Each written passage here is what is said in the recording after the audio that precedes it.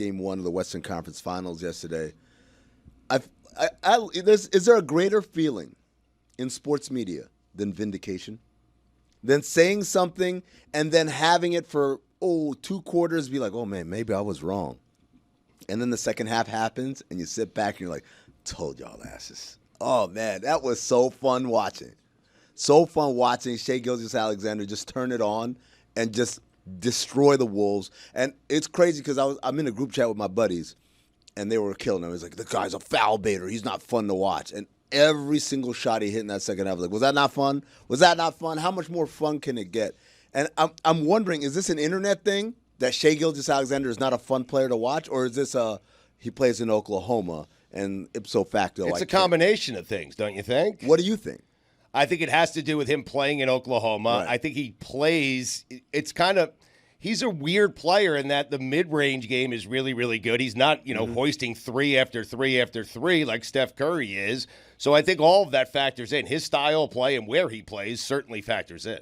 Well, this is his coming out party for me. If he gets to the fight, and OKC's a big favorite, right? Like they're betting on. I mean, they should be. Yeah, well, and yes, except yesterday's ESPN's analytics said the Wolves had a 70% chance of winning Game 1, which I have no idea where that math came from. But right. But yes, the betting odds favor the Thunder. And I'm coming around on. I've been sort of making fun of this Final Four because it lacks LeBron and Golden State and all that stuff, and Boston. But I'm sort of coming around on OKC and the Knicks as a pretty sexy championship round. Doesn't this have to happen for us to grow, right? For the sport to grow, yes. We have to have this where it's like, I don't know anybody. Well, This is how you get to know new people, and so that we can continue to kind of grow with these people. That's what Anthony Edwards kind of started last year by going to the conference finals. Now this is his second conference final. Same thing for Tyrese Halliburton.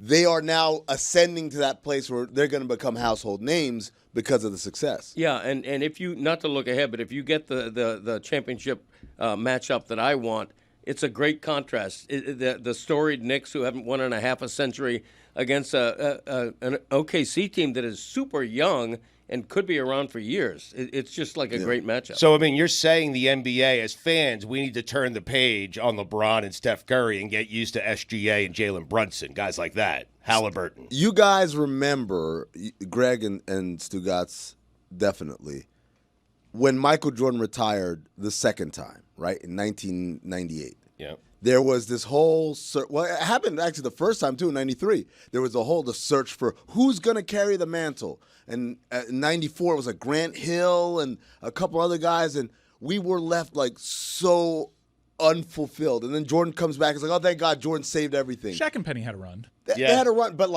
but everyone was like, you're not Michael. Right, but Shaq was like a larger-than-life character that did kind of take the mantle as far as, Jordan was a talisman of the league and stuff, but Shaq, in terms of being a larger-than-life personality, was transcendent. He was, and looking back, of course he was. But I'm telling you, at the time, the whole vibe was we're unfulfilled by these people. No. When Jordan came back, it was a lifeline. It's like, oh, thank God! We acted like there was nothing. Like there was just a black hole while he was gone. Yeah, remember it well. Right. And so then he retires the second time, and that same thing. You had Kobe, you had Tracy McGrady, you had Shaq again. Well, Jeremy was workshopping a take that this may be similar to that, and you may be going down that road. But there were some names that he invoked that I certainly saw similarities on mute last night. When I'm watching Shai, I see aesthetically, I'm watching Kobe, I'm watching Dwayne Wade. I'm seeing a guy who splits double teams like no one can presently do in the league, that gets to the line. And there's this, you mentioned it, the internet sort of discourse around Shai is, foul merchant. I think that people don't understand the differences in how you can draw fouls and the ways you go about it. And I think James Harden did it in such a way that felt so, reckless, like it was cheating the game. He's hooking other guys' arms in, where what Shai does with his body control and his ability to draw fouls feels more like these throwback guards, like Dwayne Wade, except Dwayne Wade was 6'3". Shai is 6'6" and has an even better jumper. And so his ability to control the game from the line, you'll look back. I did it this morning, actually, and went back and looked at Dwayne Wade's playoff box scores, some of Kobe's playoff box scores. You're going to see a lot of box scores that look a lot like what you saw from Shai last night. And I think the way That's how you spent your morning? It relaxes me. Numbers. Sorry. I mean, I was preparing for the show that we do for 4 hours. I feel like I was helpful. I added a note, you know. Thanks, Jeremy. Yeah. I feel like you would do that if you didn't have a show to prepare for. I mean, Yeah, that's also true. His hobby, crunching numbers. That's just his Wednesday. But it is the way he goes about it, right? Like it's stylistically, I think part of the reason people are feeling so weird about it is they're like, no one's used to watching a player like that in the modern game. I mean, last night Minnesota took 30 more threes than Oklahoma City, and it's in large part because so much of the game was Shai driving, splitting double teams, and then throwing lobs to other guys because their body movement is unbelievable. He reminds me a lot of Paul George too, just a little bit quicker. His trade partner. Because he got traded for him? Yeah. He probably doesn't like that comp because SGA is probably going to win an MVP here. But I to your original point, that take sounds like it's emanating from people that don't necessarily watch, maybe lump themselves into casual observers. I know because I've probably had that take before about SGA. Because OKC, ever since they moved from Seattle, I just don't care to watch this team. There's just something about the market. They never feel big time. But you can't watch last night's game, even if it was on mute, and not be really blown away by his style. If you're one of those like, oh, bring back 90s basketball type of guys, well, it's right there. It's embodied in SGA. He's really fun to watch. And to me, I think the aesthetic is that, first of all, you mentioned Kobe and Dwayne Wade, Jeremy.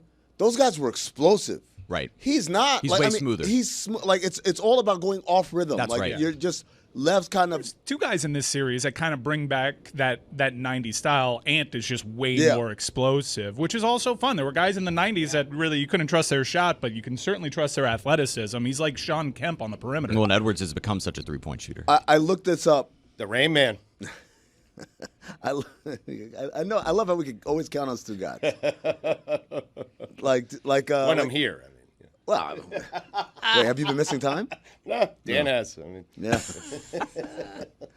Yeah. I looked up guys who led the league in free throws attempted per 100 possessions, right? All time. And first of all, the top 10, 9 of them are from the 60s. Right? So that's not a modern thing. At 10, you get Joel Embiid from a couple of years ago. You get Harden from a couple of years ago. Embiid. And then you get back to Pettit and Robertson, Iverson, Malone, Mike and Malone, Dantley, World Be Free. Shai Gilgeous-Alexander is outside the top 30. So it's like he's not egregious, and he's not flopping. He's getting fouled.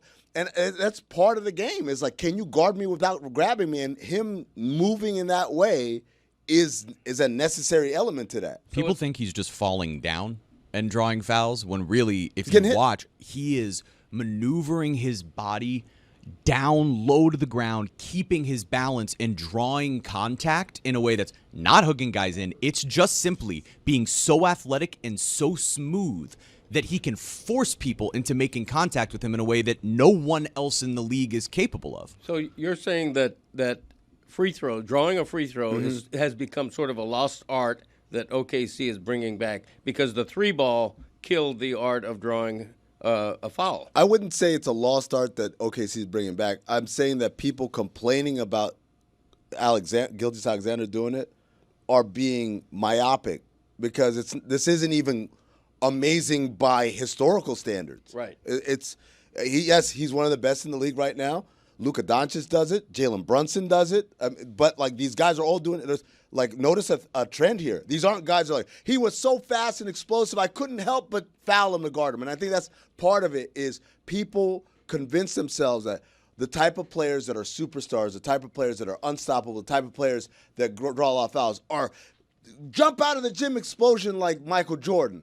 And then you see guys like Brunson and Doncic and Shai, and they don't move like that. They don't look like that. It's like, oh, you're just flopping, basically, is the as opposed to, no, you can't guard me. That's what's happening. Playoff Jimmy built his entire legend on No this. doubt. The Yes. whole thing was Yes. built on him getting to the free throw line over and over and over again, except it was, in his 30s, where Shai is doing it in a way that is smoother and while he's younger. And it to me, I don't know how you can watch the last few playoffs, celebrate what it is that Jimmy Butler did, and then not look at what Shai's doing and say, oh my God, he's even taking that to a different level.